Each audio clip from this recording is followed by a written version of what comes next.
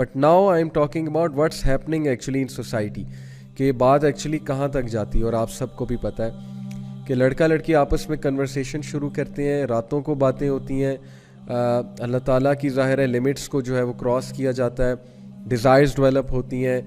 Desires develop होना बहुत natural है, तस्वीरें एक्सचेंज होती हैं, वीडियोस होती हैं, बहुत कुछ होता है। बात पता नहीं इतना आगे निकल जाती है, मैं वो लफ्ज़ बोलना नहीं चाहता जो आजकल बहुत कॉमन है, टेक्सटिंग के बाद का जो स्टेप है। और ज़ाहिर है कि फिर फ़िज़िकल मीटिंग्स भी होती हैं, फ़िज़िकली भी मिला जाता है।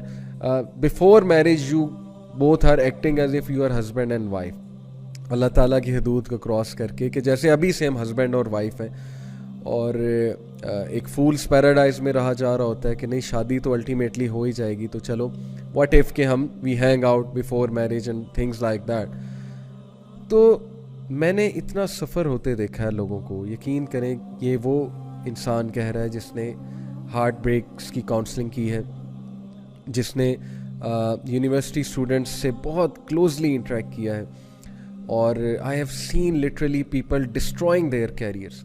अच्छे खासे स्टूडेंट इस चीज़ में पढ़ के सेमेस्टर ख़राब हो गया, स्टडीज़ ख़राब हो गई, उनकी फोकस उनका डिस्ट्रॉय हो गया। अच्छी खासी प्रोडक्टिव एक्टिविटीज़ कर रहे थे, प्रोडक्टिव एक्टिविटीज़ से हट गए, हर वक्त यही फोकस है।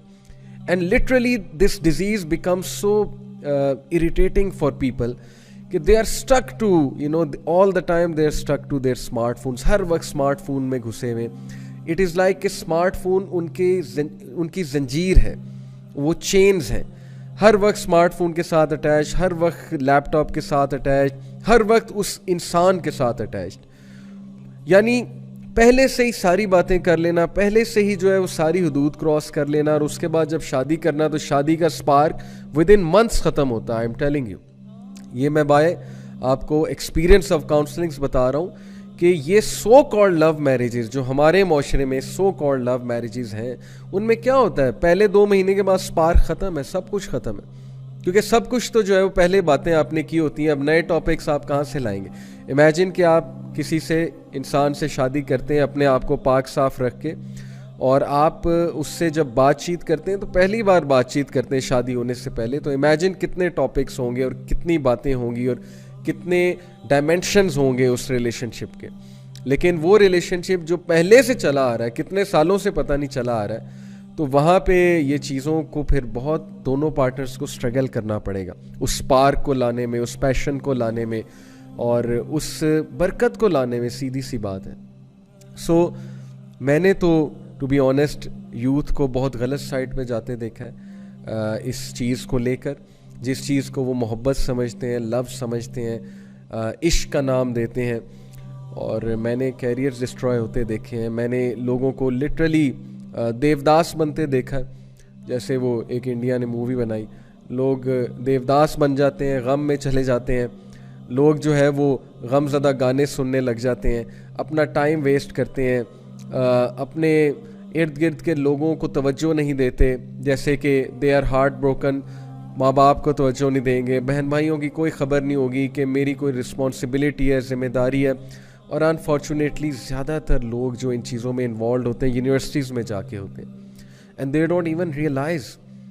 भाई आप मिडिल क्लास फैमिली से हो, आप यूनिवर्सिटी में पढ़ने गई हो कि आप वहाँ पर जो है वो जो है अपना बॉयफ्रेंड या गर्लफ्रेंड ढूंढने गए हो। सीधी सी बात है, आप पे जिम्मेदारियाँ हैं, आप मिडिल क्लास फैमिली से हैं, आपने पैसे कमाने हैं, आपने फैमिली को टेक केयर करना है, आपने कैरियर बनाना है, आप वहाँ पर क्या करने गए हो। लेकिन ये बातें टीचर्स जब समझाते हैं तो जाहिर है टीचर्स को बैकवर्ड समझा जाता है, टीचर्स का मजाक उड़ाया जाता है, वो कहते हैं इन्हें क्या पता, इन्होंने भी जवानी में यही किया तो अब हमें रोक रहे हैं। इस तरह की बातें सुनने को मिलती हैं। तो सपोज कर लें किसी ने जवानी में ये किया, अब वो आपको अपनी गलती से समझा रहा है, तो फिर उसकी बात समझनी चाहिए। बट ये फितना इतना ज़्यादा रूनुमा हो चुका है, स्पेशली यूनिवर्सिटीज़ में। It all starts with having a relationship, it all starts with getting closer to a person, and then it ends up in sometimes they end up marrying each other। मैं ये इनकार नहीं कर रहा शादी नहीं होती, but most of the time it ends up in breakups, it ends up in disastrous consequences such as physical abuse, psychological abuse। अगला बंदा abuse होता है psychologically भी, physically भी, और उसके बाद जब breakup होता है तो extreme distress आता है। और कन्फ्यूजन की स्टेट आती है कि अब मैं करूं क्या, इतने साल हो गए इस इंसान के साथ और फिर छोड़ा नहीं जाता, लेट गो नहीं किया जाता। और अक्सर मैंने ऐसे भी केसेस देखे, यकीन करें मेरे पास लड़के आए हैं who want to leave a girl and now उनकी बातों से पता लग रहा है कि ये लड़की से जान छुड़ाना चाह रहे हैं, लेकिन हमारे पास किस लिए आए हैं, कुछ दलील लेने के अब हम कैसे छोड़ें, किस बेसिस पे छोड़ें। फिर जाहिर है वो बहाना आता है कि घर वाले नहीं मान रहे, क्योंकि जाहिर है जो मकसद था वो आपका पूरा हो गया, now you want to leave the person, तो अब बहाना आता है कि घर वाले नहीं मान रहे, या बहाना आता है कि बस ऐसा हो गया वैसा हो गया, लड़ाई हो गई, कोई मुझे आपकी बात बुरी लगी है।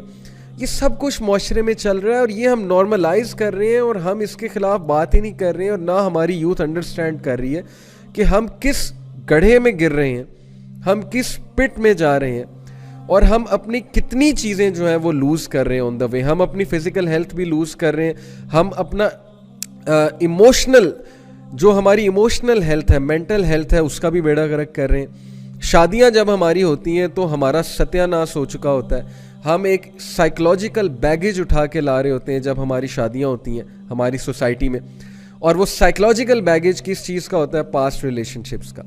क्या स्पार्क होगा ऐसी शादी में?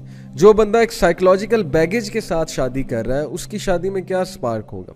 वो तो फिर अपने बैगेज को ही जो है वो उठा के फिरेगा ना, और उसके लिए बहुत मुश्किल हो जाएगा। तो बात असल में वही है कि अल्लाह ताला इंसानों पे जुल्म नहीं करता, इंसान खुद अपने ऊपर जुल्म करता है, हराम की तरफ जाके गलत चीज़ों की तरफ इन्वॉल्व हो गए। जो अक्लमंद लोग हैं जिनको पता है मेरे पे क्या रिस्पॉन्सिबिलिटी है, मैंने किस तरह से चलना है, वो लोग इन चीज़ों में पड़ते ही नहीं है, केयरलेसनेस में और हीडलेसनेस में।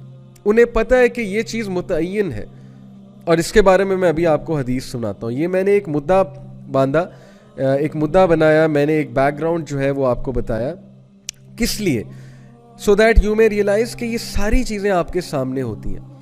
You know people get attach to someone, वो बंदा उन्हें यूज़ करता है, अब्यूज़ करता है। कुछ जैसे हमारे माशरे में स्टूडेंट्स मुझे कहते हैं ना जी कि I got attracted to this girl and she was a gold digger, I came to know later on. Gold digger से मुराद है कि she kept on using me to buy smartphones and to buy stuff and to take her to shopping, and at the end of the day she liked someone else.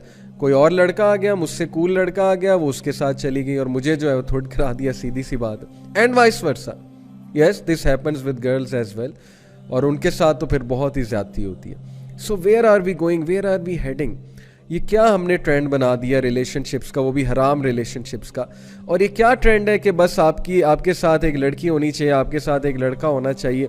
University में आप दोनों park में बैठे हो, footpath पे बैठे हो, pavements पे बैठे हो, सीढ़ियों पे बैठे हो, ताकि आप सबको दिखाओ कि भाई मैं बहुत बड़ा स्टड हूँ और मैं जो हूँ वो बहुत बड़ा मैंने कारनामा जो है ना वो मार लिया यूनिवर्सिटी में आके।